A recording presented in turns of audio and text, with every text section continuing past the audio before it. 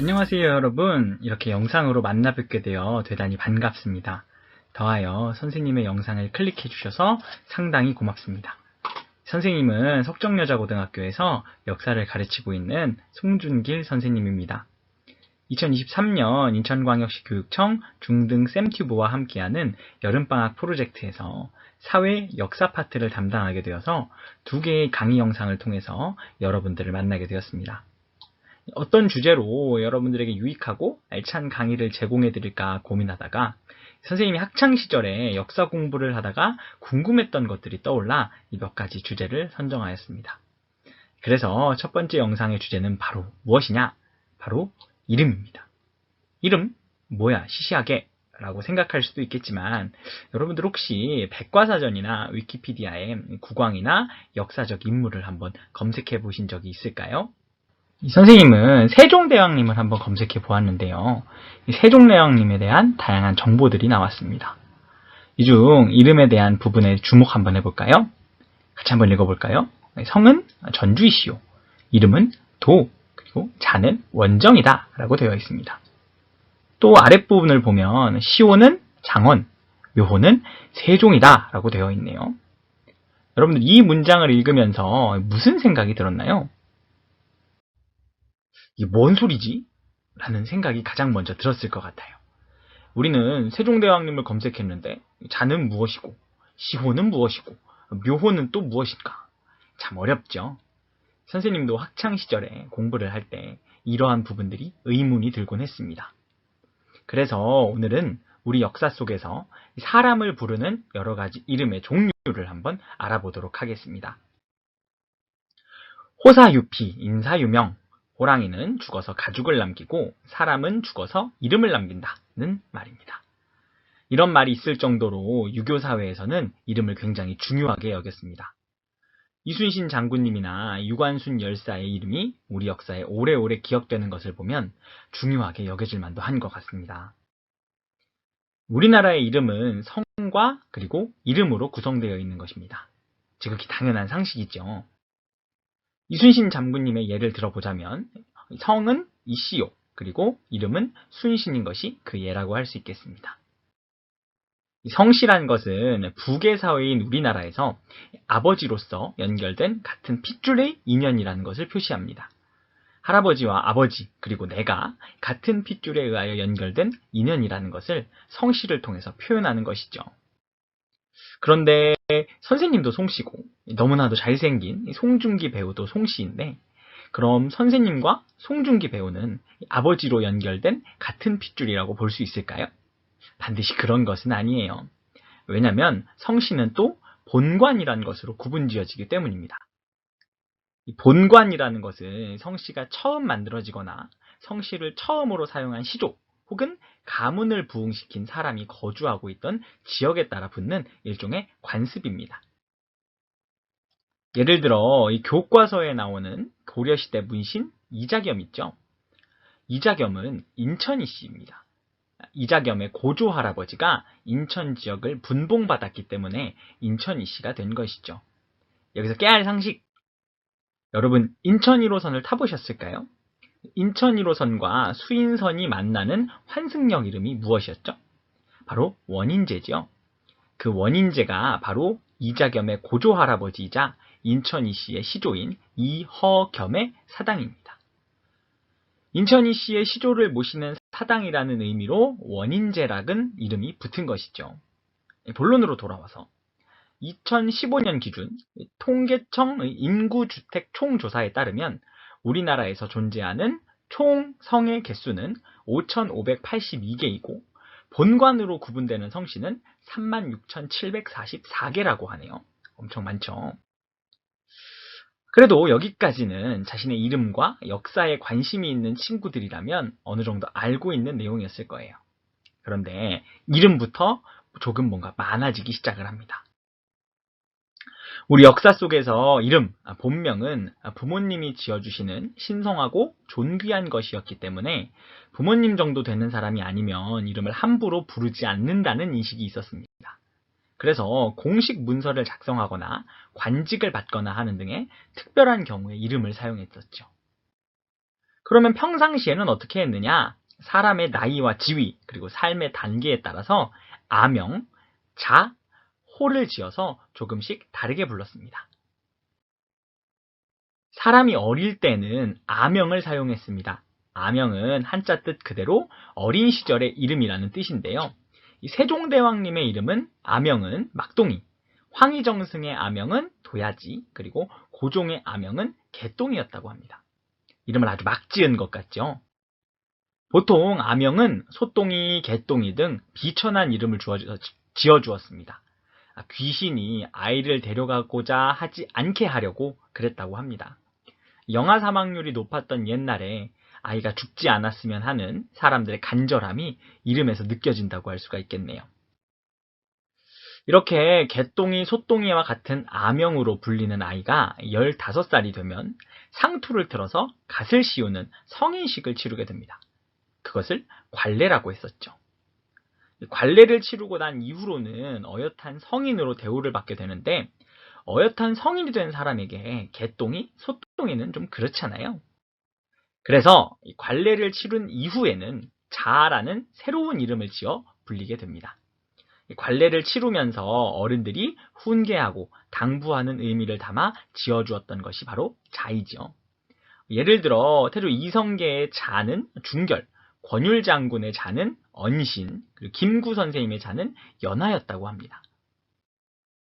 그리고 여러분들 중에 삼국지를 읽어본 친구들이라면 유비를 유현덕, 관우를 관운장, 장비를 장익덕 이렇게 부른 것을 본 적이 있었을 거예요.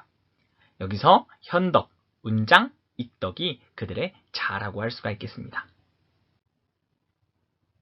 그런데 여러분, 이 아명이나 자는 잘 못 들어봤을 텐데 퇴계, 율곡, 몽양 등의 호칭들을 많이 들어봤었죠.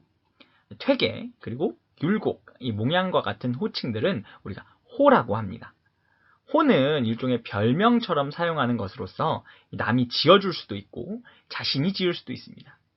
예를 들어 이황 선생님의 호인 퇴계는 은퇴 이후에 이황 선생님이 사시던 지역 이름을 따서 본인이 지으신 것이죠. 여기까지가 이제 이름의 종류인 성, 본명, 아명, 자, 그리고 호에 대해서 알아보았는데요. 이러한 이름들은 일반 사람들도 다 가지고 있던 것이었습니다. 그러나 왕이나 왕비와 같은 아주 특별한 사람들은 일반 사람들이 가질 수 없는 특별한 이름을 가지고 있었습니다. 여러분, 우리 중학교 때 열심히 외웠던 것이 있는데 기억하시나요? 태정, 태세, 문단세, 예성, 연중, 인면선, 광인, 효연, 숙경영, 정순, 헌철, 고순, 바로 조선 왕조 계보 기억나시죠? 그럼 태조는 뭐고, 태종은 뭐고, 세종은 뭐냐 하는 학생들이 있을 수 있어요. 그 친구들 아주 칭찬해요. 아주 좋은 질문이에요. 왕과 왕비에게는 일반 사람들이 가질 수 없는 아주 특별한 이름이 있었는데요. 바로 존호, 그리고 시호, 그리고 묘호가 그것입니다. 우선 존호는 존귀한 이름, 왕의 공덕을 찬양하기 위한 호칭이라는 뜻인데요. 살아계신 왕이나 왕비의 업적을 찬양하기 위해서 신하들이 건의하여서 결정되는 칭호가 바로 존호입니다. 살아계신 왕이나 왕비에게는 아주 잘 보여야 하잖아요. 그래서 존호는 일단 길었고 여러 번 붙여지기도 합니다. 예를 들어 세조에게는 승천채도 열문 영무라는 존호가 올려졌고요. 광해군은 무려 6차례에 걸쳐 존호를 받기도 하였습니다. 세조 이후로 8글자 존호가 일반화되었으니까 6차례나 받은 광해군의 존호는 무려 48글자였던 것이죠. 존호가 왕과 왕비가 살아있을 때 올리는 칭호라면 세상을 떠난 이후에 생전의 언행을 참조하여 올리는 칭호가 바로 시호입니다. 시호는 꼭 왕과 왕비가 아니더라도 뛰어난 업적이 있거나 벼슬이 2품 이상인 신하들에게 왕이 내려주기도 하였습니다. 예를 들어 이순신 장군에게 내려진 충무라는 시호가 내려진 것을 그런 예로 들 수가 있겠네요. 왕에 대한 시호는 보통 8글자가 가장 많았습니다. 조선 성종의 시호는 강정, 인문헌무, 음성공효인데 앞에 강정은 중국 황제가 내린 시호이고 뒤 인문헌무, 음성공효가 조선에서 올린 시호입니다. 마지막으로 우리에게 가장 익숙한 것이 묘호입니다. 태조, 세종, 세조, 영조와 같은 호칭들이 바로 묘호인 것이죠. 묘호는 정확히 말하면 종묘에서 부르는 호칭인데 왕이 재임했을 때 업적에 대한 평가를 담은 후대가 붙여주는 호칭이었습니다. 왕에게 공이 있으면 조자를 붙이고 덕이 있으면 종자를 붙이는 것이 원칙이었습니다. 예를 들어 태조는 나라를 건국한 공이 있었기 때문에 조자가 붙었고 세조 또한 이 나라를 중흥시킨 공이 있다고 하여서 조자가 붙었지요. 물론 세조의 경우에는 그의 아들이었던 예종의 의중이 반영되어 있던 것이긴 합니다. 묘호는 후대에 바뀌는 경우도 많았는데요. 선조, 영조, 정조, 순조의 묘호는 처음에는 선종, 영종, 정종, 순종이었습니다. 그러나 후대에 커다란 공을 세웠다는 점이 강조되어서 조로 변경된 것입니다. 여기까지가 우리 역사에서 사람의 이름에 대해 얼마나 다양하게 부르는지 한번 살펴보았습니다. 이렇게 사람들이 다양하게 이름을 부른 가장 큰 이유는 부모님께서 주신 이름을 소중히 여기는 정신에서 비롯된 것이라고 할 수가 있겠습니다. 여러분들도 부모님께서 지어주신 이름을 다시 한번 되새겨보면서 소중하게 생각하는 마음을 가졌으면 합니다. 이번 영상은 여기까지 하도록 하고 다음 영상에서는 더욱 흥미로운 역사 이야기로 찾아뵙도록 하겠습니다.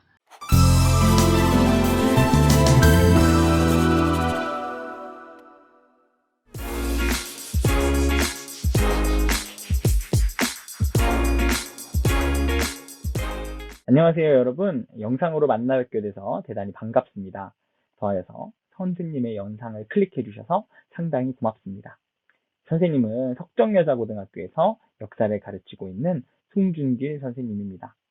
2023년 인천광역시 교육청 중등 쌤튜브와 함께하는 여름방학 프로젝트 두 번째 영상으로 다시 만나 뵙게 되었습니다. 지난 시간에 위대하고 찬란한 이름에 대해서 심도 깊게 알아봤었는데요. 그렇다면 오늘은 무엇에 대해서 한번 알아볼까요? 오늘의 주제는 500년 조선의 역사와 일제강점기, 대한민국 현대사의 희노애락을 함께한 조선의 궁궐들입니다. 여러분, 궁궐하면 어떤 것이 가장 먼저 떠오르나요? 선생님은 궁궐하면 경복궁이 딱 떠오르는데요. 그 복잡하고 활기 넘치는 광화문 앞 삼거리를 건너서 광화문 안쪽으로 들어서는 순간 펼쳐지는 고즈넉한 역사로의 여행. 옛것을 좋아하는 한 사람으로서 서울이라는 대도시 안에서 그런 공간을 만날 수 있다는 것이 참으로 감동적으로 다가왔던 기억이 있습니다. 현재 서울에 남아있는 조선의 궁궐은 경복궁, 창덕궁, 창경궁, 경희궁, 덕수궁인데 우리는 이 궁궐들을 조선의 5대 궁궐이라고 부릅니다. 오늘 영상을 통해서 조선의 5대 궁궐이 어떻게 우리 역사를 겪어왔는지 한번 알아보도록 하겠습니다. 우리가 알아볼 첫 번째 궁궐은 조선의 정궁, 경복궁입니다. 정궁은 법궁이라고도 하는데 그 시대 또는 왕조의 으뜸이 되는 궁궐을 의미합니다.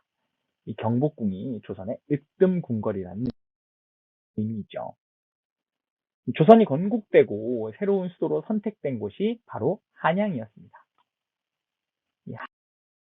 한양 건설의 총책임을 맡은 정도전은 시경에 나오는 큰 복을 빈다는 뜻의 경복이라는 글자를 따서 법궁, 정궁의 이름을 경복궁으로 지었습니다. 정도전은 중국 주나라 이후로부터 내려오는 궁궐의 기본 구성 원리인 전조후침, 삼문삼조의 구성을 충실하게 따라서 경복궁 구조를 설계했습니다. 전조후침이란 궁궐의 앞쪽에는 정치를 하는 장소인 조정을 두고 뒤쪽에는 왕실의 거처인 침전을 배치하는 방식을 의미합니다. 또한 삼문삼조란 궁궐에 3개의 문을 두어서 구분하여서요. 관료들이 일하는 외조, 왕과 신하들이 함께하는 치조, 왕실의 생활구역인 연조로 구분하는 구성 원리를 의미합니다. 전조 후침의 원림에 따라서 국왕의 정무와 큰 행사를 치르는 근정전과 왕이 진무를 보는 사정전을 두고 그 앞쪽으로 정치의 공간을 두었고요. 그 뒤쪽으로는 왕과 왕비의 생활 공간인 강령전과 교태전을 배치하였습니다. 또한 삼문삼조의 원리에 따라서 이 광화문과 그리고 흥례문과 그리고 근정문을 두고 광화문부터 근정문까지가 외조, 근정문부터 사정전까지가 치조, 사정전 뒤쪽으로는 연조의 구성을 갖춘 것을 볼 수가 있습니다.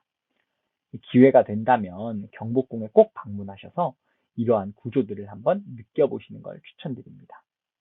이 경복궁은 1395년 창건되면서 조선의 법궁 역할을 하게 되었습니다. 그러나 조선 건국 직후 두 차례의 왕자의 난이 일어나면서 형제들 간의 사륙전이 벌어졌죠.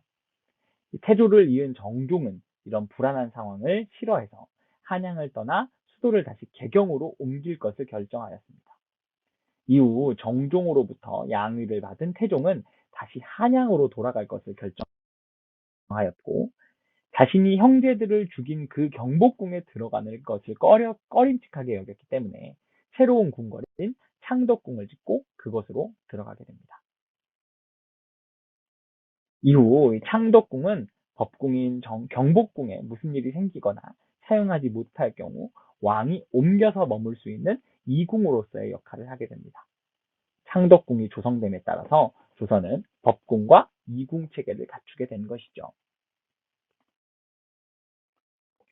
창덕궁의 구조를 경복궁과 비교해서 살펴보자면 이 광화문에 준하는 정문인 도남문, 그리고 근정전에 준하는 정전인 인정전, 사정전에 준하는 편전인 선정전, 강령전에 준하는 왕의 친전인 시정당이 있습니다.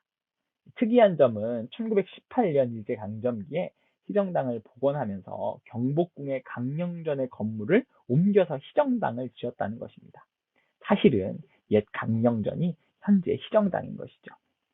그리고 또 교태전에 준하는 왕비의 침전인 대조전으로 구성되어 있습니다.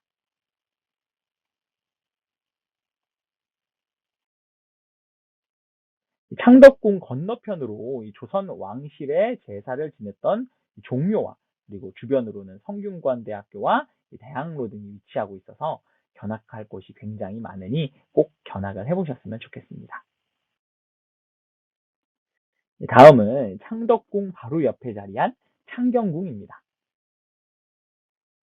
본래 창경궁이 있던 자리에는 세종이 상왕인 태종을 위해 지은 수강궁이 있었는데요. 성종 때 성종의 할머니, 그리고 어머니, 그리고 작은 어머니를 위한 대비전으로 쓰기 위해서 수강궁을 수리 확장하면서 창경궁이라는 이름이 붙었습니다. 조선 전기에는 대비전으로 사용되었기 때문에 왕이 직접 거주하거나 직무를 보는 궁궐로서는 거의 쓰이지 않았었는데요. 그래서 다른 궁궐이 남향으로 배치된 것과는 다르게 동향으로 배치되어 있다는 것이 특징이라고 할 수가 있겠습니다. 문제는 임진왜란 때 발생합니다. 당시에 조선의 3궁궐이었던 경복궁, 창덕궁, 창경궁이 전쟁의 화마를 이기지 못하고 모두 불타 소실되어 버린 것이죠. 사실 현재 남아있는 궁궐의 모습들은 여러 차례 불타고 소실되고 헐어지면서 변화하다가 일제강점기 이후로 복원된 것이라고 볼 수가 있습니다. 임진왜란 이후에 경복궁을 중건하려는 시도가 있었으나 실현되지 못하고 창덕궁을 먼저 재건합니다. 그 후 창경궁을 재건하면서 창덕궁을 보좌하는 궁궐로서 창경궁이 활용되게 되는 것이죠. 현재는 정문인 홍화문을 지나서 명정문을 건너면 정전인 명전전과 현전인 문정전에, 그리고 왕의 침전인 환경전과 왕비의 침전인 통명전이 남아있는 것을 볼 수가 있습니다. 창덕궁 바로 옆에 있기 때문에 창덕궁 견학을 하면서 함께 보는 것이 좋겠네요. 다음은 경희궁입니다. 임진왜란 이후에 즉위한 광해군은 창덕궁과 창경궁을 재건하였으나 그곳에 들어가는 것을 꺼려했습니다. 그래서 새로 인경궁과 경덕궁을 지었는데요. 인경궁은 인조 때 불타 소실되었으나 경덕궁은 남아서 이후 궁궐로 활용되다가 영조 때 경희궁으로 이름이 계층되었습니다. 경희궁에는 정문인 흥화문을 거치나서 숭정문을 넘어서면 정전인 숭전정과 그리고 편전인 자정전, 임금의 어진을 모셔두었던 태령전 등이 남아 있습니다. 경희궁 근처에는 서울역사박물관과 그리고 독립문 그리고 서대문 형무소 등이 있으니 이제 함께 견학해 보는 것 굉장히 추천드립니다. 오늘 살펴볼 마지막 궁궐은 덕수궁입니다. 본래 덕수궁의 이름은 경운궁으로 세조의 손자이자 성종의 형인 월산대군의 개인 사택이었으나 이제 임진왜란 때 선조가 임시 거초로 쓰면서 궁으로 승격되었습니다. 이후 창덕궁과 창경궁이 재건되고 경희궁이 만들어지면서 잘 활용되지 않다가 1896년 조선 말기에 혼란한 상황 속에서 이 고종이 현재 정동공원 위치인 옛 러시아 공사관으로 거처를 옮기는 아관파천이 일어나면서 경궁의 운명이 바뀌게 됩니다. 고종이 러시아 공사관에서 나오면서 자신의 거처를 러시아 공사관 맞은편의 경운궁으로 결정한 것이죠. 그러면서 규모도 키우고 전각도 새로 지으면서 대한제국의 법궁으로 활용되게 됩니다. 그러다가 1907년 고종이 일본에 의해 강제 퇴위당하면서 살아있는 선대 황제가 거주하는 궁으로 바뀌면서 덕수궁이라는 이름으로 바뀌었습니다. 아쉽게도 1904년 화재와 일제강점기 시련을 겪으면서 당시의 모습을 다 확인할 수는 없지만 그래도 정문인 대한문과 정전인 중화전 그리고 침전인 함령전 등을 볼 수가 있습니다. 더하여서 서양 건축 양식이 도입된 이후에 건설되어서 우리나라에서는 보기 힘들었던 독특한 건축 양식으로 지어진 건물들이 있는데요. 이 편전으로 활용된 중명전과 왕의 어진을 보관하는 정관헌, 신하들이 정치를 하고 외교 사절을 만나던 석조전 등 다른 궁궐에서는 느낄 수 없는 정치와 우리나라의 근대사, 굴곡을 느낄 수 있으니 꼭 한번 방문해 보기를 추천드립니다. 그래서 오늘 이 5가지 궁궐, 5개의 궁궐이 어떻게 만들어졌으며 이제 왜 만들어졌으며 어떠한 사연이 있었는지를 쭉 한번 살펴보았습니다. 그래서 여러분들 여름방학에 이제 이름과 그리고 궁궐에 대한 다양한 정보들을 얻을 수 있었으면 좋겠습니다. 이 영상을 통해서 이 선생님이 여러분들을 만나게 되어서 대단히 반가웠고요. 그리고 그 다음 이제 겨울방학 때 또 더욱 새로운 주제와 재밌는 내용으로 찾아뵙도록 하겠습니다. 여러분들이 언제 이 영상을 보게 될지 모르기 때문에 모든 인사를 함께 하도록 하겠습니다. Good afternoon, good evening, good night. 모두 안녕.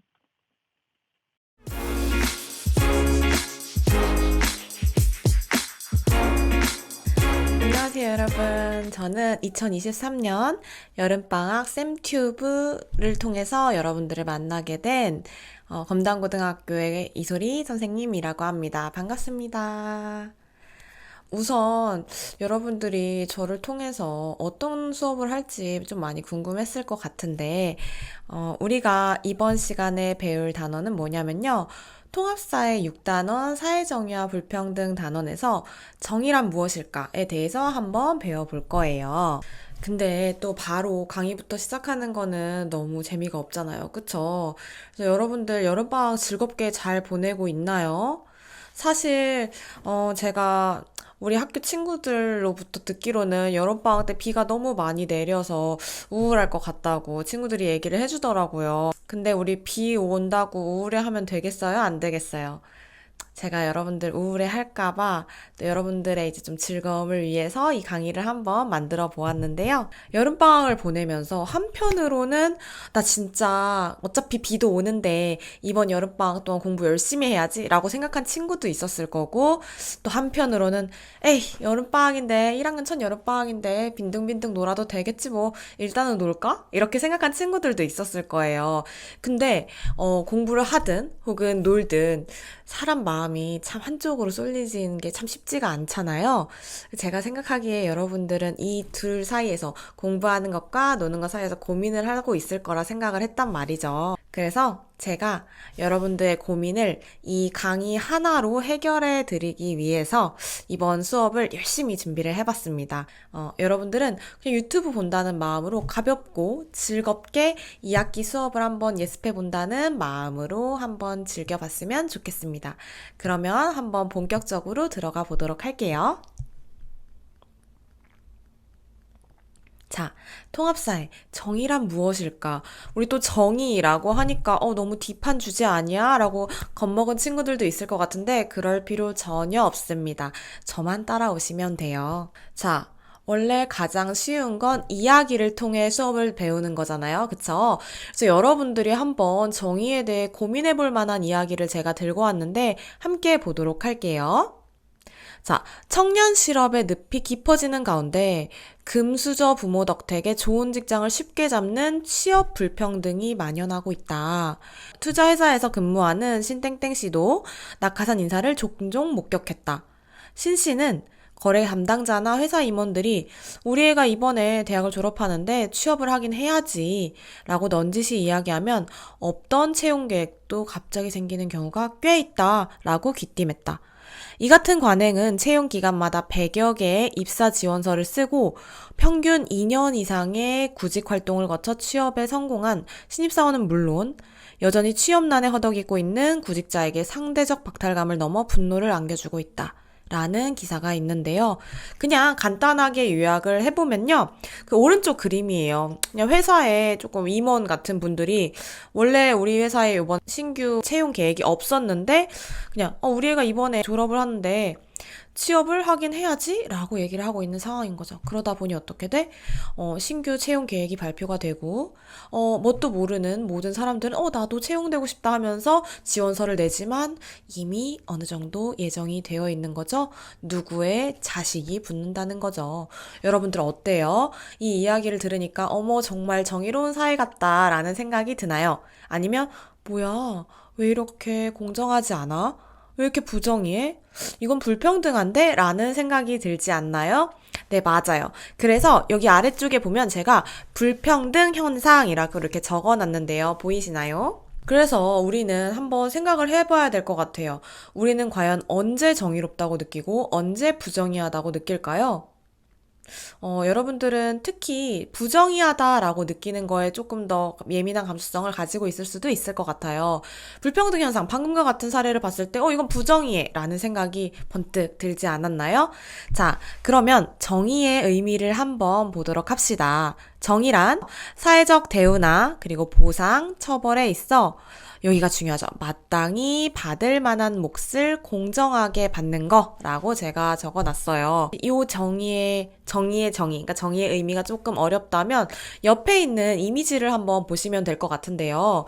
옆에 이미지를 한번 보시면 정의의 여신상, 디케의 모습이에요. 자, 우리 이 디케가 오른손에는 무엇을 들고 있나 봅시다. 오른손에는 뭘 들고 있죠? 그렇죠. 저울을 들고 있어요. 공평함, 공정함을 뜻하는 거고요. 그리고 왼손에는 칼을 들고 있는데 이 정의로움을 실현하려면 뭔가 엄격한 법의 집행이 필요하다는 걸 얘기하고 있는 거라고 생각하시면 될 것 같아요. 그리고 또 한편으로는 안 돼, 눈 가리개를 하고 있는데 왜 하고 있을까요, 이거는? 여러분들 모두 아시죠? 편견을 갖지 않고, 선입견을 갖지 않고, 공정하게 정의를 실현하기 위해서이라고 생각해 주시면 될 것 같습니다. 그러면 우리 더 본격적으로 정의에서 한 단계 나아가서 분배적 정의에 대해서 한번 배워보도록 할 건데요. 분배적 정의가 뭔지 또 궁금한 친구들이 있을 것 같아요. 분배적 정의란 건 뭐냐면, 제가 초록색 글씨로 써놨는데 한번 같이 볼까요? 한정된 사회적 자원을 분배하는 것과 관련된 정의라고 나와 있는데, 선생님, 용어들이 너무 어려워요. 한정된 사회적 자원은 도대체 또 뭔가요? 뭐가 있을까? 여러분들, 한정된 사회적 자원이라는 건요, 소득, 그리고 지위, 기회 등의 무한하지 않고 우리에게 유한되어 있는 자원들을 한정된 자원이라고 얘기를 해요. 그러면 그런 소득이나 어떤 기회나 지위 같은 것들을 어떻게 분배, 나누어 주는 게 정의로울까라는 생각을 우리 한번 해봐야 되겠죠. 제가 세 가지 기준을 한번 교과서에도 있는 기준을 제안해 보려고 하는데요. 먼저 첫 번째로는 능력입니다. 자, 능력이라는 거는 여기 제가 이미지로도 표현해 놨는데, 내가 타고난 잠재력이나 재능을 능력이라고 얘기를 하겠죠. 그다음에 두 번째로는 업적에 따라 분배하는 걸 또 정의롭다고 보는 친구들도 있을 것 같아요. 업적은 또 뭔가 내가 성취한 결과 이런 것들을 업적이라고 하겠죠. 뭐 예를 들어 우수한 경연대회의 성적 같은 거죠. 그다음 세 번째로는요. 또 필요를 제가 적어놨는데요. 필요는 이 사람이 필요한 만큼 분배해 주는 거를 필요라고 생각해 주시면 될 것 같아요. 하지만 여러분들이 이렇게 능력, 업적, 필요라고만 얘기하면 또 와닿지 않을 수 있기 때문에 제가 누굽니까? 여러분들의 이해를 돕기 위한 선생님 아니겠어요? 구체적인 예시를 한번 들고 와봤어요. 교과서에도 나와 있는 예시인데요. 한번 같이 볼게요. 4명의 사람이 있고요. 맨 왼쪽에는 선생님, 두 번째, 세 번째, 네 번째 친구들은 이제 학생들인데요. 한번 지문을 보도록 합시다. 왼쪽에 선생님이 이렇게 얘기를 하고 있어요. 우리 음악고등학교 예산으로 올해 전교생 200명 중에 총 15명에게만 전액 장학금을 지급할 수 있습니다. 이 장학금을 어떤 기준에 따라 지급하는 게 좋을까요? 먼저 첫 번째 학생은 이렇게 얘기를 하고 있네요. 제 생각에는 앞으로 성장할 가능성을 보고 재능 있는 학생을 뽑아 장학금을 지원하는 것이 좋을 것 같다고 얘기를 해주고 있어요. 재능 있는 학생, 여기에 포인트를 주시면 되겠죠. 그 다음에 두 번째 그 주황색 옷 입은 학생 있죠.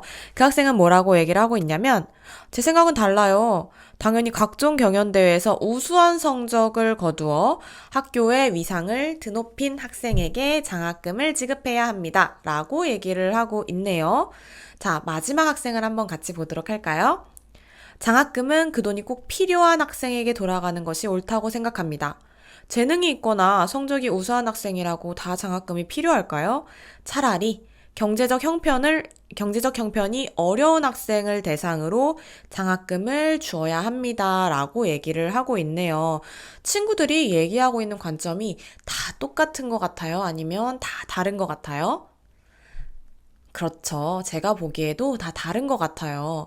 그리고 우리가 방금 전에 얘기했던 능력, 업적, 그리고 필요에 따라 얘기를 하고 있는 것 같은데요. 한번 우리 유추해 보도록 할까요?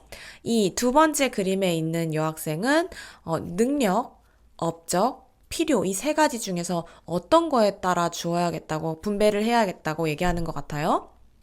그렇죠. 역시 여러분들 능력에 따라 분배해야겠다고 얘기하고 있는 것 같죠. 그 다음에 이 주황색 옷을 입은 남학생, 이 학생은 뭐에 따라 분배해야 한다고 얘기하는 것 같나요? 그렇죠. 업적. 왜냐면 여기 각종 경연대회에서 우수한 성적을 얻은 학생에게 주어야 한다고 얘기하고 있는 거 보면 아무래도 확실한 업적에 의해 분배를 해야겠다. 장학금을 나누어 주어야 한다라고 얘기를 하고 있는 것 같아요. 그럼 마지막 학생은요? 마지막 학생은 경제적 형편이 어려운 학생, 즉 장학금이 필요한 학생에게 주자고 이야기를 하는 것 같죠. 그러면 이 세 학생 모두 다 각자의 의견에 따라서 얘기를 하고 있는데 누구 하나 옳다 혹은 누군 옳지 않다라고 우리가 분명히 얘기할 수 있을까요? 없죠. 왜냐하면 누구나 공정하다고 생각하는 정의의 기준은 조금씩은 다를 수도 있기 때문이에요. 알겠나요? 그러면 이 각자 얘기하는 분배 방식에 따르면 어떤 장점과 어떤 단점이 있을지 우리 한번 알아보도록 할게요. 자, 먼저 능력에 따라 분배한다면 어떤 장점을 가지고 있을까요? 첫 번째로 개인이 지닌 잠재력, 그러니까 내 안에 숨겨져 있던 이런 잠재력을 충분히 실현할 기회를 제공받을 수 있겠죠. 예를 들어 아까 다시 한번 돌아가 볼까요? 전 페이지로. 성장할 가능성을 보고 재능 있는 학생에게 장학금을 지원한다면 그 음악고등학교 장학금을 받은 친구가 자신의 그 잠재력을 충분히 발휘할 수 있을 거예요. 장학금을 통해서.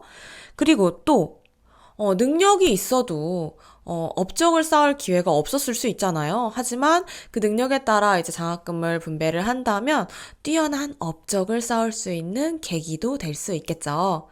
자, 근데 단점은 뭘까요? 여러분, 능력이란 건 내가 스스로 만들어낼 수도 있겠지만 아무래도 우리 환경이나 유전적인 요소에 의해서 우연적으로 받을 수 있는 경우가 되게 많아요. 그래서 이런 우연적 요소가 분배 차원에 개입한다는 건 조금 불공정하다라고 생각하는 사람들도 있을 것 같아요. 그리고 또한 여러분, 잘 생각해 봅시다. 능력을 평가하는 기준을 마련하기 쉬울까요? 어려울까요? 예시를 한번 들어볼게요. 자, 노래를 잘한다. 어떻게 해야 노래를 잘하는 걸까요? 옥타브가 많이 올라가면? 공기반 소리반이면? 혹은 사람들에게 감동을 주면? 아니면 그냥 듣기에 좋으면? 이라고 얘기하는 친구들도 있을 것 같은데 참 어려워요. 노래를 잘하는 능력 혹은 악기를 잘 다루는 능력 같은 건 우리가 어떻게, 어떤 기준을 정해서 평가해야 될지 조금 어렵다는 생각이 들기도 하죠. 그래서 능력에 따라 분배하는 것의 단점은 이런 것들이 있겠습니다. 자, 그러면 우리 두 번째로 업적에 따라 분배한다면 어떤 장점과 단점이 있을지 한번 보도록 할 건데요. 먼저 첫 번째 장점을 한번 보도록 할게요. 자, 업적이란 건 아까 말했듯이 경연대회에서 우수한 성적을 얻었다거나 혹은 뭔가 결과를 낸 거겠죠. 그러니까 확실히 능력에 따른 분배보다는 조금 더 평가나 측정이 쉬울 수 있겠죠. 왜냐면 확실한 결과가 우리 눈앞에 놓여져 있으니까요. 그 다음에 두 번째로는 어떤 걸 생각하시면 되냐면요.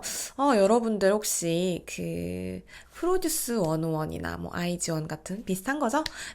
서바이벌 프로그램을 보신 적이 있을지 모르겠어요. 이런 서바이벌 프로그램에서는 몇 위 안에 들면 데뷔 기회가 주어지잖아요. 제가 알기로는 11위까지였던 걸로 기억을 하는데, 자, 근데 그 11위를 결정하는 동안 심사위원이 한 명이에요? 굉장히 여러 명이에요?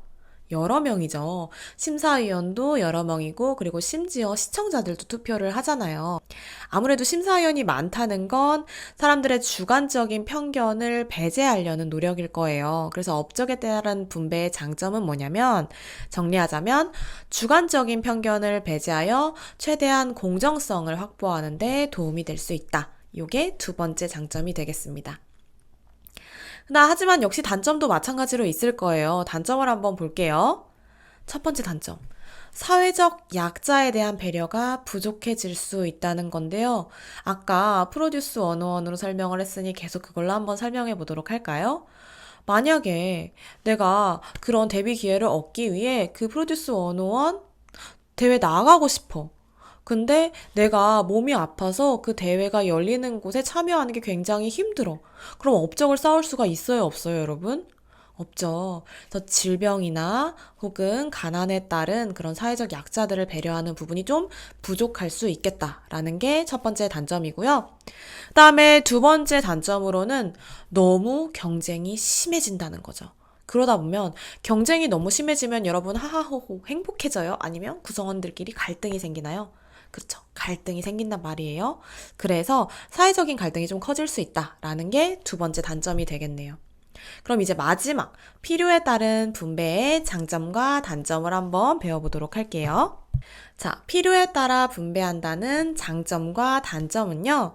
먼저 첫 번째로는 여러분 필요에 따라 분배하게 되면 어때요? 최대한 많은 사람들이 인간다운 삶을 살 수 있게 되겠죠. 아까 음악 고등학교에 가정 형편이 어려운 사람에게 장학금을 분배하게 된다면, 그 가정 형편을 극복하고 조금 더, 친구들과 즐거운 학교 생활을 할 수도 있을 거고, 악기나 음악을 배우는 데 있어서 부족함을 덜 느낄 수도 있겠죠. 그런데 단점은 뭘까요? 여러분, 필요라는 기준도 참 애매해요. 필요에 따른 분배를 한다. 저도 필요한데요? 저도 필요한데요? 누구나 다 필요하다고 얘기할 수 있는데, 그 모든 사람들의 필요를 우리가 완전하게 충족해 줄 수 있을까요? 어렵겠죠. 그래서 첫 번째 단점은 사회적 자원, 예를 들어 소득, 기회, 지원, 그리고 또 아까 말한 장학금 같은 것들은 무한하지가 않아요. 무한하지가 않기 때문에 모든 사람의 필요를 충족하기 어렵다. 충족할 수 없음. 이 첫 번째 단점이 되겠네요. 그럼 두 번째 단점은 뭘까요? 열심히 노력해서 우리가 업적을 쌓으려는 개인의 동기가 부족해질 수 있다는 거죠. 필요하면 준다는데 내가 열심히 노력할 필요 있나? 열심히 노력해서 어떤 충분한 위대한 업적, 결과를 쌓을 필요가 있나? 그걸 잘 못 느끼겠다는 거죠. 알겠나요? 네. 그럼 우리 능력, 그리고 업적, 필요에 따른 분배의 장점과 단점을 알아보았습니다. 그래서 참 어렵잖아요. 과연 어떤 방식으로 분배를 해야 정의로운 걸까? 정의의 의미는 알겠지만 참 어렵다라는 생각이 들죠. 그래서 위대한 사상가인 마이클 왈처라는 사람이 이렇게 얘기를 했습니다. 서로 다른 사회적 삶의 영역에서는 서로 다른 분배 기준이 통용되어야 한다라고 얘기를 했는데요. 이 말도 너무 어려운가요? 제가 여러분들의 이해를 돕기 위해 옆에 왼쪽에 사진을 준비해 왔는데요. 한번 볼까요? 자, 첫 번째 사진은 뭐죠? 여러분들이 좋아하는 BTS, 방탄소년단의 사진인데요. 자, 이 방탄소년단이 예를 들어 정말 노래도 잘하고 춤도 잘 추고 멋있고 사람들에게 기쁨을 주기 때문에 이 방탄소년단들이 그런 자신의 재능을 사용하고 업적도 달성해서 경제적 영역에서 많은 부를 이룩하는 거, 이거에 대해서 우리는 부정의하다고 생각하나요? 아니야, 충분히 그럴 수 있다고 생각하죠. 하지만 생각해봐요. 방탄소년단이 갑자기 국회에 들어가서 우리의 의견을 대변한다? 뭔가 좀 이상한데? 뭐, 그럴 수도 있겠지만, 만약에 그 이유가 방탄소년단이 돈을 많이 벌었기 때문에 정치인이 된다. 라면요? 어때요? 뭔가 약간 이상한데? 그럼 하나 더 예를 들어 볼게요. 예를 들어, BTS 분들이, 돈을 많이 벌었다는 이유로, 돈이 많다는 이유로, 그냥 어떤 의료 혜택이든 가장 우선적으로 받아야 한다면, 예를 들어 죽음을 앞두고 있는 사람이 있다고 하면 말이에요. 다른 사람.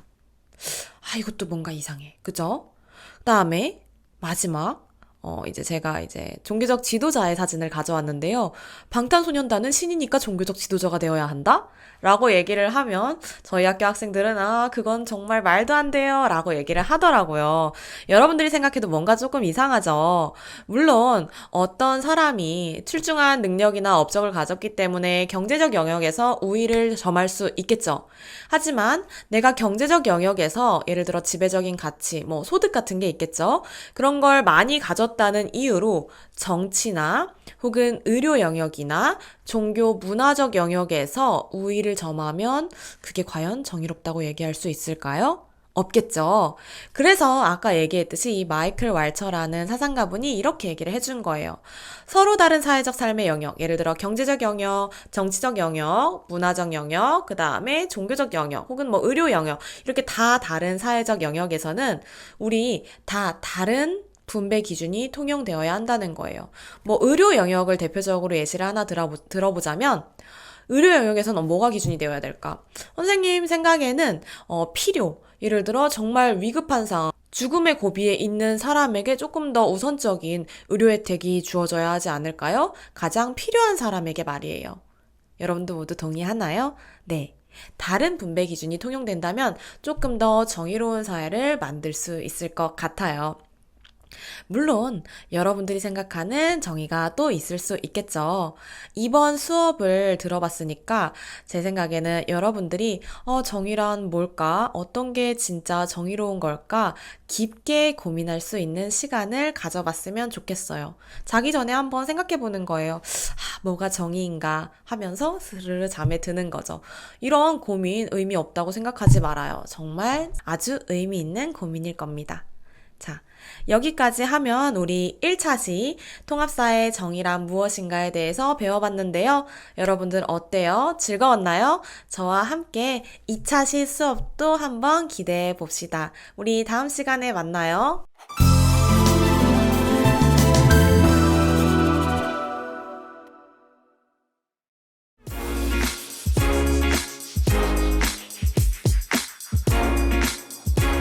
안녕 여러분. 선생님과 함께하는 두 번째 시간이고요. 오늘은 이제 우리 지난 시간에 정의란 무엇인가에 대해서 배웠었잖아요. 오늘은 그렇다면 다양한 정의관에는 무엇이 있을지 한번 배워보도록 하겠습니다. 자, 무엇이 정의로운가? 제가 여기에 두 가지 예시를 넣어놨는데요. 먼저 왼쪽에는 개인의 자유라고 되어 있고요. 오른쪽에는 공동체의 가치라고 되어 있어요. 둘 다 같이 가야 하는 거 아니야? 라고 생각하는 친구들도 물론 있겠죠. 맞아요.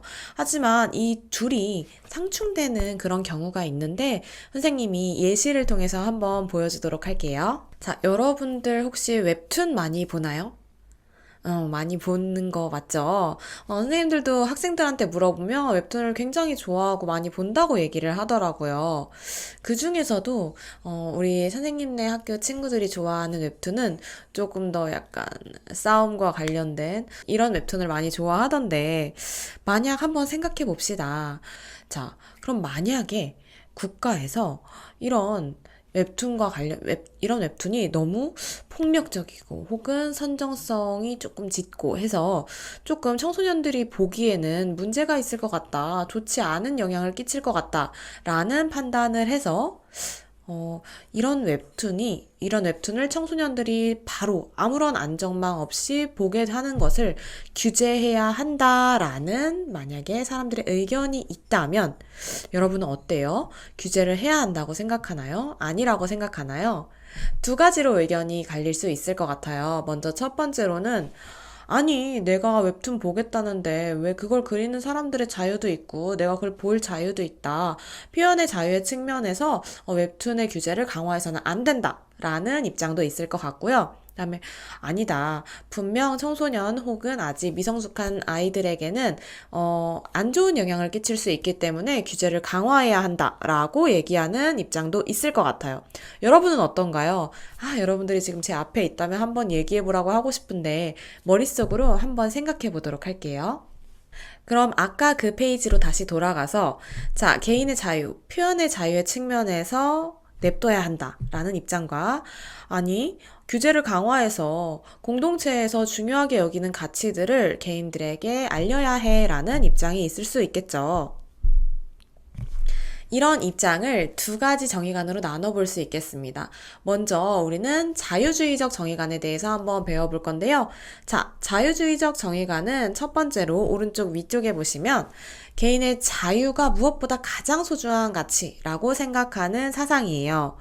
그러다 보니 두 번째 동그라미를 한번 보시면 개인이 공동체의 전통이나 가치로부터 독립적이고 즉 의지하지 않는다는 의미겠죠. 자율적인 존재임을 강조합니다. 즉 예를 들어 아까 말했듯이 웹툰은 청소년들에게 안 좋은 영향 혹은 좋지 않은 영향을 미칠 수 있기 때문에 어느 정도 규제를 강화해야 해라는 입장이 있을 텐데 그런 입장에 대해 아니 개인이 그건 알아서 스스로 판단할 수 있는 거 아닌가? 개인의 자유의 선택에 맡겨야 돼 라는 입장인 거죠. 그리고 왼쪽 아랫부분으로 한번 내려와 볼게요. 개인은 어떤 삶이 좋은 삶인지 스스로 결정할 수 있대요. 그러니까 공동체는 그 공동체에 속해 있는 개인들에게 어떤 특정한 가치를 절대 강요해서는 안 된다고 말하는 입장인 거죠. 그렇다면 여러분, 자유주의에서 정의란 건 뭘까요? 아무래도 자유가 중요하니까 내 자유가 제일 중요해. 다른 사람 뭐 어떻든지 라는 이런 정의일까요? 아니죠. 아무리 자유주의적 정의관이라고 하더라도 타인의 자유를 침해하면 될까요? 안 될까요? 안 되죠. 내 자유가 소중한 만큼 다른 사람의 자유도 소중한 거니까요. 그래서 정의의 의미를 한번 보도록 할게요. 오른쪽 아랫부분을 보시면 됩니다. 자유주의적 정의관에서 정의란 타인의 자유를 침해하지 않는 한에서, 즉 타인의 자유를 침해하지 않는 범위 내에서 내 개인의 자유와 권리를 최대한 보장해서 개인선을 실현하는 거라고 나와 있어요. 여기서 또 궁금한 친구들이 있을 수 있을 것 같아요. 선생님, 개인선이 뭔가요? 개인선은 여러분들이 쉽게 이해하자면 나의 행복 혹은 나의 자아 실현 이런 것들이 개인선과 관련된 것들이라고 생각하시면 될 것 같아요. 즉 개인이 사적으로 누릴 수 있는 이익을 의미하는 거죠. 이해됐을까요? 자, 그러면 자유주의적 정의관에 대해 배워봤는데 어떤 친구들은 아니에요 선생님, 분명히 안 좋은 영향을 미칠 수 있으니까 규제를 어느 정도 강화하는 게 맞지 않을까요? 개인들에게 공동체 차원에서 좋은 삶이란 무엇인지 알려줘야 되고 강조해 주어야 하는 거 아닐까요? 라고 생각하는 친구들도 있을 것 같아요. 물론 그렇게 생각하는 사상가들도 당연히 있습니다. 그 정의관에 대해서 한번 배워볼게요. 두 번째로 우리가 배워볼 정의관은 공동체주의적 정의관입니다. 뜻을 한번 보도록 할까요? 오른쪽 위쪽에 보시면 첫 번째 동그라미에 인간의 삶에서 공동체가 가지는 의미를 중시하는 사상이라고 나와 있어요. 즉, 이 말은 뭐냐면 두 번째 동그라미를 한번 보시면 당연히 개인은 공동체의 영향을 받을 수밖에 없다는 거죠. 그리고 왜? 우리는 공동체에 속해 있으니까요. 그러니까 그 공동체 안에서 나의 소속감이라던가 나만의 정체성을 형성해 나가는 존재가 바로 개인이다 라고 얘기를 해주는 거죠. 그렇다면 자, 왼쪽 아래로 한번 와볼까요? 개인은 자신이 속한 공동체가 올바로 유지되고 발전할 때 좋은 삶을 살아갈 수 있으므로 당연히 공동체의 발전을 위해 노력해야 할 뭐가 있대요? 의무가 있대요. 의무는 우리가 꼭 실천해야 하는 걸 의무라고 하죠. 자, 그럼 공동체주의적 정의관에서는 아까 웹툰의 규제를 강화하는 것에 찬성할까요? 아니면 표현의 자유에 대해 찬성할까요? 아무래도 표현의 자유로 인해 좋지 않은 영향을 개개인들에게 미칠 수 있다 보니 규제 강화를 강조할 것 같다는 느낌이 드네요. 자, 그럼 이 공동체주의적 정의관에서 의미하는 정의란 무엇일지 한번 보도록 할까요? 오른쪽 아랫부분을 한번 보시면 돼요. 개인이 속한, 즉 개개인들이 속해 있는 공동체의 공동선을 실현하는 거라고 되어 있는데요. 여기서 공동선은 도대체 뭘까라고 생각하는 친구들이 있을 것 같아요. 공동선은 당연히 공동체 구성원 모두가 누리는 이익을 얘기하는 거겠죠. 자, 그렇다면 선생님, 알겠어요. 자유주의적 정의관도 알겠고 공동체주의적 정의관 알겠는데 조금 더 자세히 알고 싶어요. 예시를 하나만 더 들어주시면 안 될까요? 라는 생각하는 친구들이 있을 것 같아서 당연히 선생님이 예시를 하나 더 갖고 왔습니다. 한번 보도록 할까요? 부유세라고 나와 있는데요. 선생님, 머리가 너무 아파요. 부유세는 또 뭔가요? 이런 친구들이 있을 수 있잖아요. 제가 부유세의 뜻을 한번 써봤는데요. 같이 볼까요? 부유세란 건 일정액 이상의 재산을 보유하고 있는 개인 또는 기업의 재산을 일정 비율을 비례적 혹은 누진적으로 매기는 세금이라고 나와 있는데 이게 너무 어렵죠. 그냥 세금이라고 생각하시면 되는데요. 쉽게 얘기하자면 모든 사람에게 부여되는 세금이라기보다는 일정 수준보다 조금 더 많은 수준의 재산을 갖고 있는 사람이나 기업에게 부과되는 세금이라고 생각하시면 돼요. 아무래도 지문을 읽으면 여러분들이 쉽게 더 이해할 수 있을 것 같아요. 한번 보도록 할까요? 왼쪽 지문부터 한번 볼게요. 프랑스 정부 결국 부유세를 폐지했다. 프랑스 정부가 많은 사회적 논란을 일으킨 부유세 제도를 결국 폐지했다. 현지 언론은 높은 연봉을 받는 직원을 둔 기업에 최고 75%까지 고율의 세금을 부과하는 프랑스 정부의 부유세가 올해부터 폐지되었다고 보도했다. 정부가 2012년 최고 세율이 75%에 달하는 부유세 도입 계획을 밝히자 세금 폭탄을 피하려는 프랑스 부자들의 외국 국적 붐이 일기도 했다. 고액 연봉자가 많은 프로축구단은 정부의 정책에 항의해 경기 일정 취소까지 불사하겠다며 정부에 맞서기도 했다. 자, 왼쪽 지문은 부유세에 반대하는 것 같아요? 찬성하는 것 같아요? 네, 선생님이 보기에도 부유세에 반대하는 입장인 것 같아요. 왜 그럴까요? 그렇죠. 여러분들도 생각했다시피, 내가 번 돈은 사실 저를 위해 번 거잖아요. 근데, 그럼에도 불구하고 저 국가에서 세금을 낼 수 있죠. 그건 의무니까. 근데 너무나 많은 세금을 이제 떼가니까, 부유세로. 이건 나의 자유와 나의 권리를 부당하게 침해한 거다라고 얘기를 하면서 부유세 폐지를 하자고 주장하는 입장이겠죠. 그럼 우리 오른쪽 지문도 한번 같이 봅시다.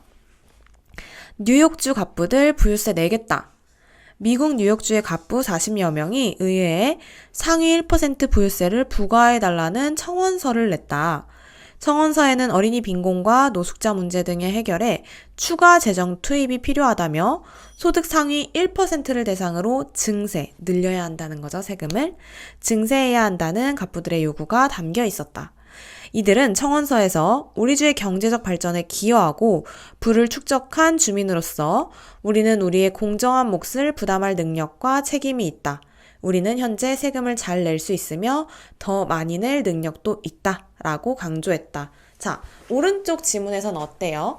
부유세를 내겠다는 입장인 것 같아요? 아니면 여전히 부유세에 반대한다. 라는 입장인 것 같아요? 선생님이 봐도 그래요. 지금 오른쪽 지문에서는 부유세를 내겠다. 오히려 우리가 내겠다라는 입장인 것 같은데요. 그 이유는 뭐죠? 아래쪽에 있는 것 같아요.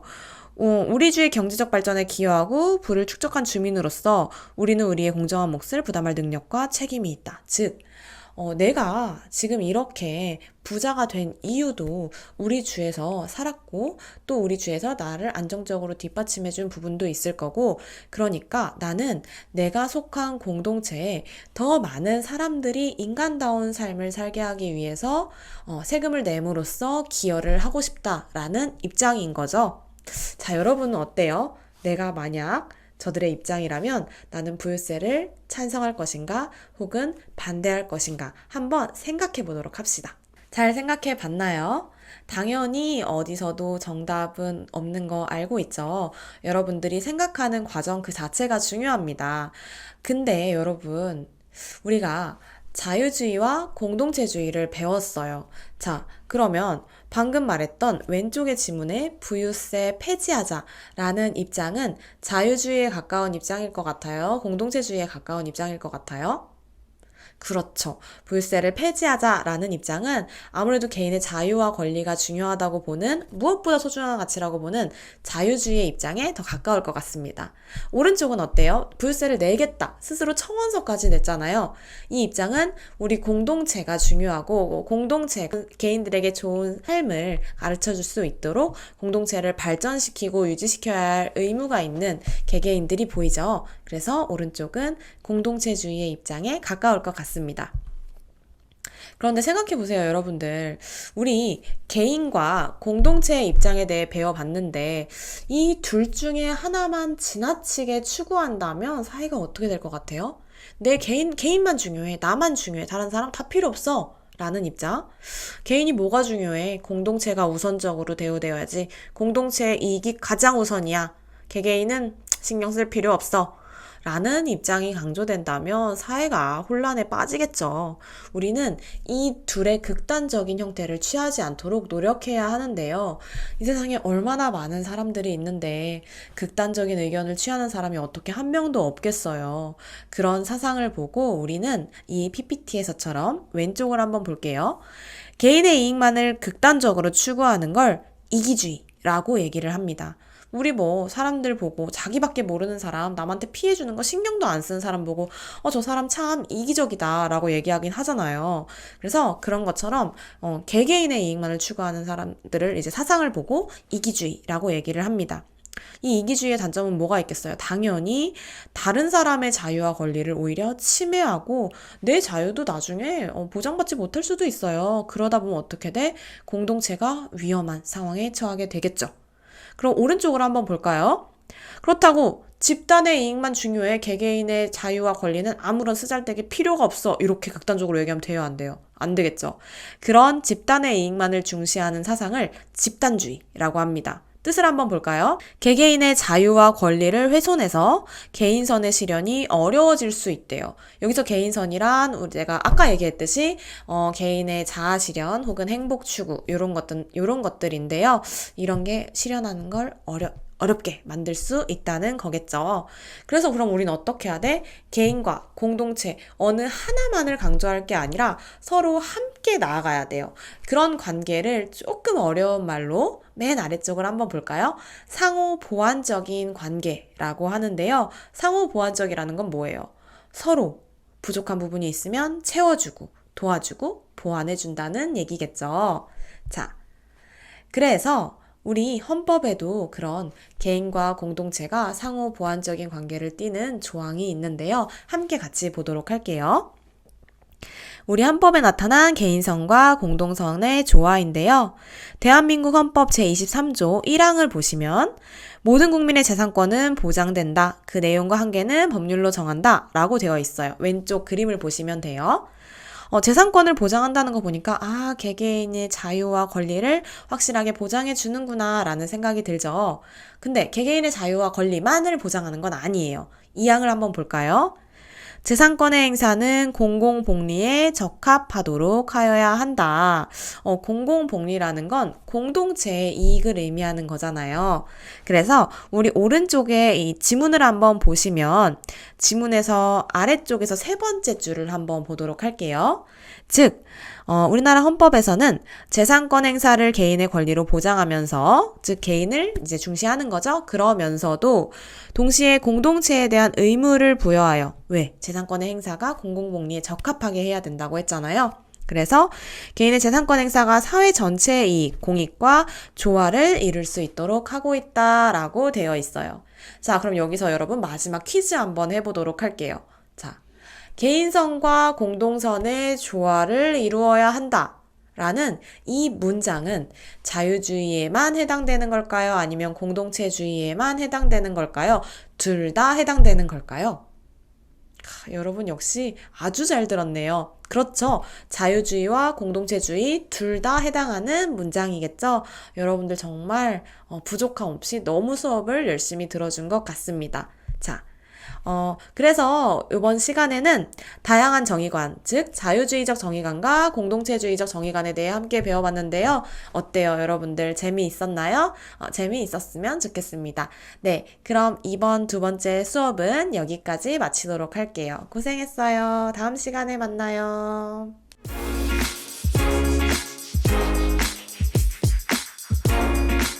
안녕하세요. 샘플 구독자 여러분. 오늘 이번 시간에는 제국주의와 제1차 세계대전에서 다뤄볼 건데요.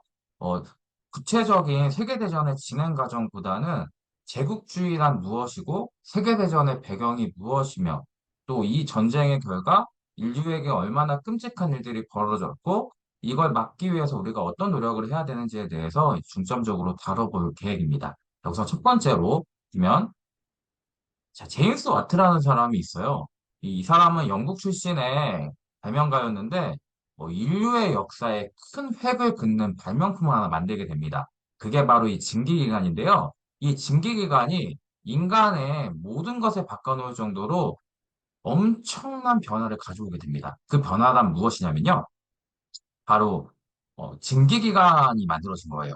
여기에 보면 되게 간단한 구조로 되어 있어 보이는 증기기관이 과거에는 인간이 손으로 만들어야 했던 것들에 대해서 굉장히 자동적으로 물건들을 만들 수 있는 시스템을 제공하는 이 초석이 됩니다. 자, 그리고 이런 증기기관을 토대로 만들어진 게 바로 이 증기기관 차겠죠. 자, 그러면 어떤 변화가 있었냐? 과거에는 모든 물건들을 손으로 만드는 수공업이었어요. 그런 다음에 이제 증기기관이 발명된 다음부터는 산업혁명이 일어납니다. 이 산업혁명이 일어나게 되면 공장제 기계공업으로 이제 공업의 시스템이 완전히 바뀌게 됩니다. 자, 그러면 이런 산업혁명 속에서 어떤 변화가 있느냐? 과거에는 현재와 다르게 소품종을 대량으로 생산했습니다.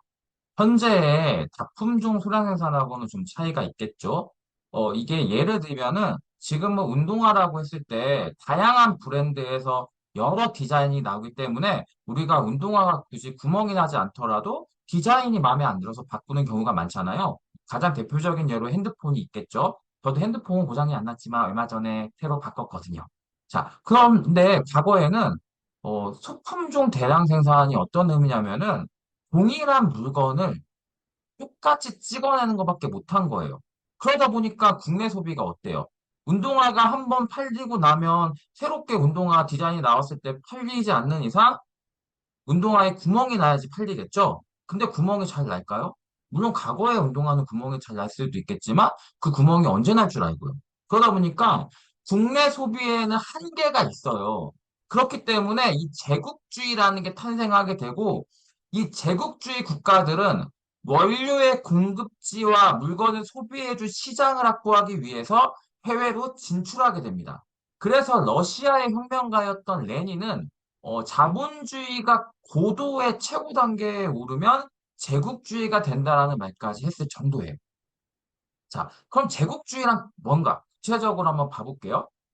서양 열강이 경제력과 군사력을 앞세워 식민지를 넓히기 위해 대외 팽창을 시도하는 걸 바로 제국주의라고 합니다. 그럼 이 식민지라는 게 뭐라고 했죠, 아까? 네. 원료의 공급지와 완성된 제품의 소비지가 바로 식민지입니다. 이렇게 식민지를 넓히는 과정에서 당연히 식민지 국가들을 서구 열강이 어떻게 할까요? 그냥 우리는 너희들에게 물건 팔 테니까 우리 물건 사줄래라고 평화적으로 교섭할까요? 그러지 않을 가능성이 더 큽니다. 강한 군사력과 힘으로 이제 약소 국가들을 찍어 누르면서 강제로 식민지로 만들었던 게 당시 제국주의 국가들의 일반적인 행태였습니다. 이런 제국주의 속에는 어떤 사상이 들어가 있느냐? 바로 사회 진화론이라는 게 들어가 있어요.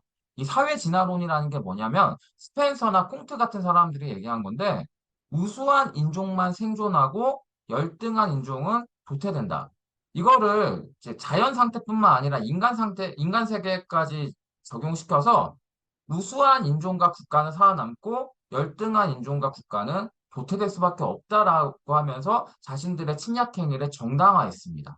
그리고 이 오른쪽에 본 그림은 되게 유명한 백인의 짐이라는 그림이거든요. 아래 보면 백인들이 있어요. 영국인 같아 보이는 복장을 하고 있죠. 또 미국의 모자를 쓰고 있죠. 이 사람들이 지금 누구를 얻고 있어요? 네. 아시아와 아프리카 그리고 아메리카 원주민들을 등에 업고 있어요.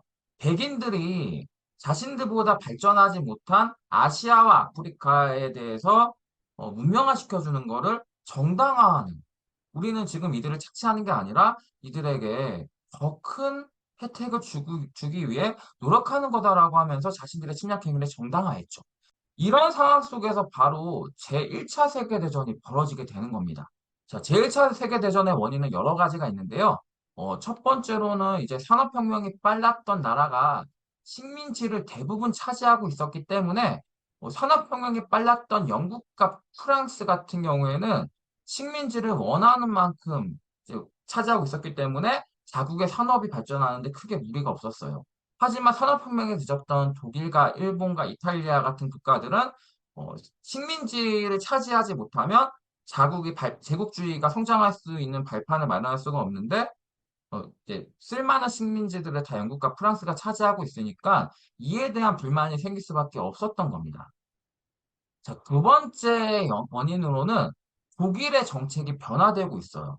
그 전에 1871년에 독일 통일을 달성했던 비스마르크 시절에는 어떤 정책이었냐면 유럽에서 프랑스를 고립시키기 위해서 러시아와 동맹을 맺는 등 그리고 또 이제 산업혁명이 상대적으로 늦었잖아요. 그렇기 때문에 독일의 내실을 다지는 데 정책의 주안점이 있었던 반면에 독일의 새롭게 황제로 등극한 비렐름 2세 같은 경우에는 이 독일도 산업화가 충분히 이루어졌고 적극적으로 팽창해야 된다라는 팽창주의의 정책으로 바뀌게 됩니다. 당시 29세였던 비렐름 2세가 즉위 이후에 73세였던 비스마르크에게 은퇴를 종용하게 돼요. 결국 독일 통일의 영웅이었던 철혈재상 비스마르크는 비렐름 2세의 요구에 의해서 이제 정계에서 물러나게 됩니다. 이제 비극이 시작되는 겁니다. 자, 이런 상황 속에서 빌헬름 2세는 영국의 3씨 정책에 맞서서 3비 정책을 펼칩니다. 3C가 뭐냐? 카이로와 케이프타운, 콜카타를 잇는 영국의 식민 지배 정책이에요. 이거에 반해서 독일은 어떤 정책을 펼치냐면 베를린과 비잔티움, 지금의 이스탄불이죠. 그리고 이라크의 수도인 바그다드에 있는 3비 정책을 통해서 이 3비라는 칼을 가지고 아시아와 아프리카에 있는 식민지를 차지하기 위한 발판으로 삼겠다는 거죠. 이런 상황 속에서 분쟁의 씨앗이 점점 더 커지고 있었습니다. 자, 그리고 나서 비스마르크가 실각한 이후에 이제 영국과 프랑스, 러시아는 독일을 견제하기 위해서 삼국협상이라는 협상을 맺게 되고요. 이에 맞서서 독일은 이탈리아와 오스트리아 헝가리 제국과 연합해서 삼국동맹이라는 동맹을 맺게 됩니다. 이렇게 세계가 대결 구도로 가게 되는 겁니다. 이 상황에서 벌어진 제1차 세계대전의 방아쇠가 바로 사라예보 사건입니다. 세르비아계 청년이 오스트리아 황태자 부부를 암살한 사건인데요. 저는 역사에 만약은 없지만 만약에 이 사라예보 사건이 없었다면 1차 대전이 일어나지 않았을까요? 저는 아니라고 봅니다. 왜냐하면 아까 1차 세계대전의 여러 원인들을 봤듯이 이미 각 국가 간의 갈등이 극에 치달아 있는 상황이었고 또 식민지라는 걸 차지하지 못하면 제국주의는 결국 멈출 수밖에 없는데 이 식민지를 차지한 국가와 차지하지 않은 국가들의 갈등이 계속 생길 수밖에 없는 상황이었기 때문에 1차 세계대전은 어떻게 해서든 발생할 수밖에 없었다라고 생각을 해요. 그렇기 때문에 이런 문제들을 중재를 할 수 있는 국제 기구가 있었거나 아니면 각 국가들이 도덕적으로 좀 반성을 해서 우리가 약소 국가들을 짓밟는 이런 행위를 그만하자라는 합의가 있었다면 1차 대전을 막을 수 있었을지도 모르죠. 하지만 다음 시간에 배우겠지만 이런 세계대전 속에서 수많은 사람들이 죽어가고 이제 그 후유증까지 계속해서 시달리는 등 그 파급력이 엄청나게 큰 사건이 벌어졌다고 할 수가 있겠습니다. 자, 지도를 보시면 오스트리아 황태자 부부가 세르비아 청년에게 암살당한 사라예보 사건이 발생했죠. 이 직후에 오스트리아 헝가리 제국은 세르비아한테 선전포고를 하게 돼요. 근데 이 세르비아는 어떤 나라입니까? 슬라브족의 국가이기 때문에 러시아가 이제 오스트리아 헝가리 제국에게 선전포고를 하게 되고 오스트리아 헝가리 제국은 같은 게르만족 국가인 그리고 또 삼국 동맹이었죠. 독일에게 도움을 요청하게 되면서 독일이 러시아에 선전포고를 하게 되고 또 독일이 개입하니까 러시아와 같은 삼국 협상이었던 프랑스와 영국도 독일과 오스트리아에 선전포고를 하면서 이탈리아도 참전하게 되는 제1차 세계대전이 벌어지게 되는 것입니다. 여러분 고생 많으셨고요. 다음 시간에는 제1차 세계대전으로 찾아뵙겠습니다.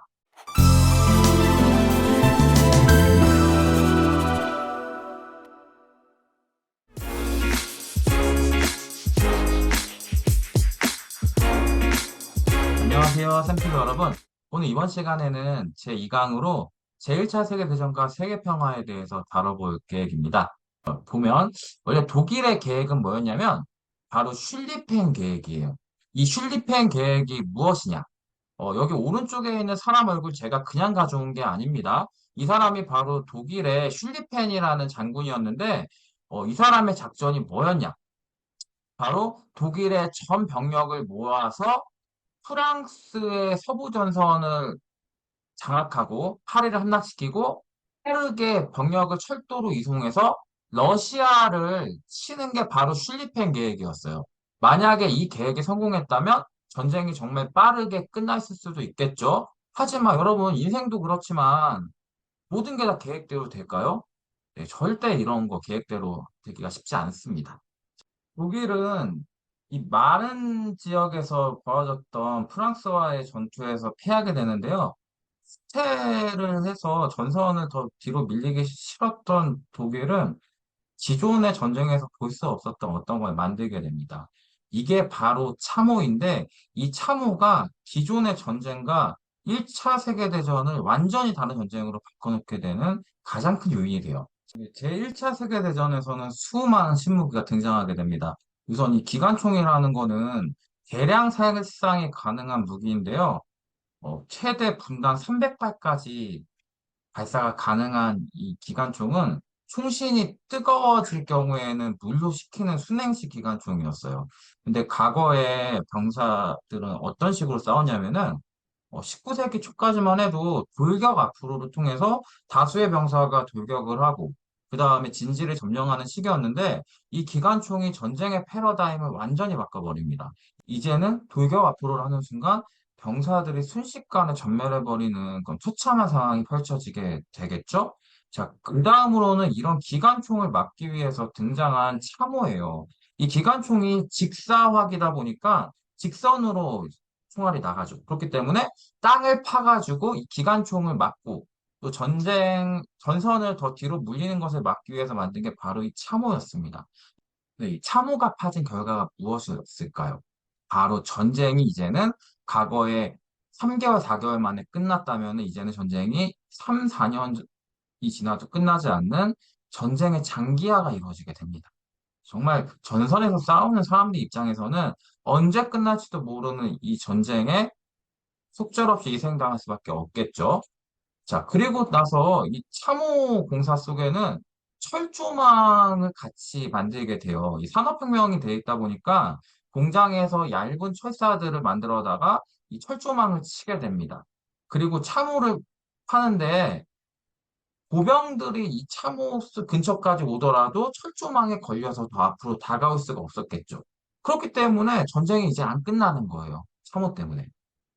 자, 이 참호의 항공사진인데 지금까지도 비행기를 타고 가면서 항공사진을 찍으면 이 참호 라인이 그대로 남아있다라고 해요. 지금도 볼 수 있다고 합니다. 이 참호가 어느 정도의 길이였냐면 북해부터 스위스 국경선까지 참호가 그어졌는데 약 760km였다고 해요. 자, 우리나라의 서울과 부산까지 두 번을 왕복할 수 있는 그런 어마무시한 길이로 참호가 만들어지게 됩니다. 이걸 파는 동안에 얼마나 이제 괴롭고 힘들었겠어요. 자, 근데 문제는 이게 끝이 아니에요. 이 참호의 높이는 대략 2m 정도가 됐었는데 정말 안타깝게도 1914년 10월 25일부터 1915년 3월 10일까지 비가 오지 않는 날이 며칠이었는지 아세요? 단 18일이었습니다. 선생님도 이제 예전에 기생충이라는 영화를 굉장히 재밌게 봤었는데 거기 보면 이런 장면이 나오잖아요. 반지하에 살고 있었던 주인공 가족이 폭풍우가 몰아치니까 집이 다 잠겨버렸잖아요. 마찬가지로 지금 이 참호는 보기만 해도 정말 끔찍하지 않으세요? 바닥이 다 잠겨 있어요. 계속 거의 1년에 며칠을 제외하고는 발이 물속에 잠겨 있는 그런 상황이 펼쳐지게 됩니다. 그리고 또 언제 적의 폭격이 다가올지 모르니까 군화도 벗을 수가 없고요. 이런 상황 속에서 전사들은 심리적인 압박감뿐만 아니라 신체적으로도 굉장한 어려움에 처해야 했어요. 트렌치풋이라는 영어 단어가 있는데 오랜 시간 동안 물에 쩔어버렸기 때문에 발이 썩어 들어가는 그런 병이 이제 굉장히 유행을 했고요.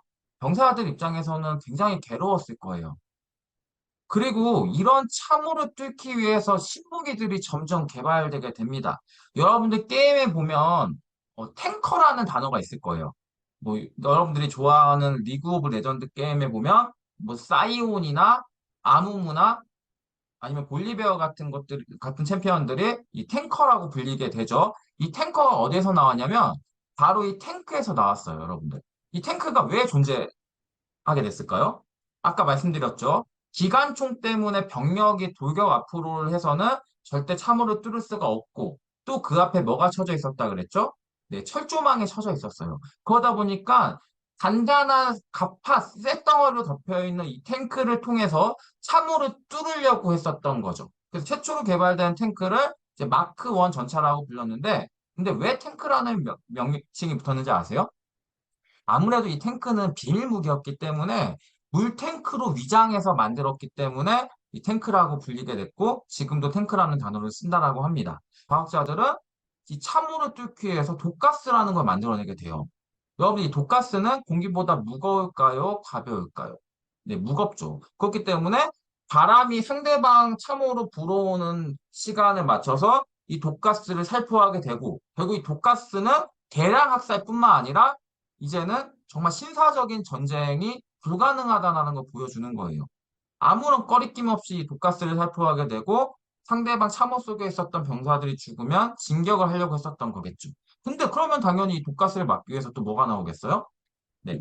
이 독가스를 막기 위해서 방독면이 등장하게 됩니다. 선생님은 이제 군대를 갔다 왔기 때문에 이 방독면을 쓰고 있으면 얼마나 괴로운지 잘 알고 있어요. 숨도 잘 쉴 수가 없고요. 그리고 일단은 당시에 이제 비가 거의 매일 왔다고 했잖아요. 굉장히 비 와서 축축하고 찜찜한 상황, 그리고 이제 습기가 가득 찬 상황에서 이 방독면을 쓰고 있다라는 거는 그만큼 끔찍한 괴로움이었을 겁니다. 이 방독면을 벗으면 독가스에 죽고 또 참호가 너무 습하고 답답해서 나오면 총에 맞아 죽고 이런 악순환들이 계속 반복되고 있었던 거예요. 이때 나왔던 게 바로 트렌치코트예요. 지금은 빅땡 기업에서 생산하는 이 패션 의류라는 개념이 많지만 당시에는 굉장히 습한 참호 속에서 병사들이 입었던 게 바로 이 트렌치코트였습니다. 이런 옷들이 굉장히 유행을 하게 된 거죠. 자, 그리고 1차 대전 때는 전투기와 잠수함이 발전하면서 이 독일의 유보트 같은 경우에는 어뢰를 통해서 선박을 격침시켰고요. 이 전투기는 초기에는 정찰용으로 쓰이다가 차츰 포탄을 들어가지고 상대방 진영에 참호 속에 떨구는 그런 식으로 쓰였던 게 바로 초기의 전투기와 잠수함이에요. 전쟁을 통해서 인간의 기술이 끝도 없이 진보하긴 했지만 그 방향이 좋은 쪽이어야 했는데 어떻게 했어요? 네, 대량 학살을 위해서 전쟁을 이기기 위해서 수단과 방법을 가리지 않는 쪽으로 나쁘게 발전하게 된 거죠. 그리고 1차 대전은 미국의 참전으로 전쟁이 끝나게 됩니다. 다시는 이런 끔찍한 전쟁이 벌어져서는 안 되겠죠. 인류가 역사를 통해서 뭔가를 항상 배우고 있습니다. 그 중에서 가장 배워야 될 것이 저는 비슷한 류의 잘못을 반복하지 않는 게 가장 큰 핵심이라고 생각을 해요. 하지만 인류는 1차 대전으로 교훈을 얻었음에도 불구하고 이 다음에 있을 거대한 더 큰 전쟁을 막지 못하게 되죠. 자, 수많은 신무기와 기술이 등장한 제1차 세계대전이에요. 동원된 병사만 약 6,500만 명이었고요. 사상자는 3,700만 명이 넘었습니다. 그리고 살아남은 병사들은 계속되는 악몽과 정신질환에 시달려야 했어요. 자, 이때 프랑스의 한 병사가 남겼던 말이에요. 인류가 미쳤다. 너무 끔찍한 학살이다. 이처럼 끔찍한 공포와 대학살의 아수라장이 또 어디 있단 말인가? 지옥인데 이보다 더 끔찍하랴. 인간은 미쳤다. 정말 당시의 참상을 잘 보여주는 글이라고 생각해요. 그리고 전쟁이 끝난 이후에 부상당한 병사들의 재활을 위해서 필라테스가 개발되고요. 쉘쇼크라고 하죠. 포탄에 맞은 그런 상처뿐만 아니라 포탄이 날아올 때 겪는 심리적 트라우마를 치유하기 위해서 심리 치료가 굉장히 많이 발달하게 됩니다. 이런 상황에서 인류는 평화의 중요성이 그 어느 때보다 강조됐겠죠. 하지만 이 다음 시간에 배우게 될 두 번째 거대한 전쟁을 막을 수는 없었습니다. 여러분들, 집에서 우리는 평화를 위해서 여러분들이 할 수 있는 일은 무엇이 있을지 좀 생각을 해봤으면 좋겠고요. 다음 시간에는 우리가 이제 두 번째 세계대전이죠. 2차 대전으로 만나도록 하겠습니다. 다들 너무 고생하셨습니다.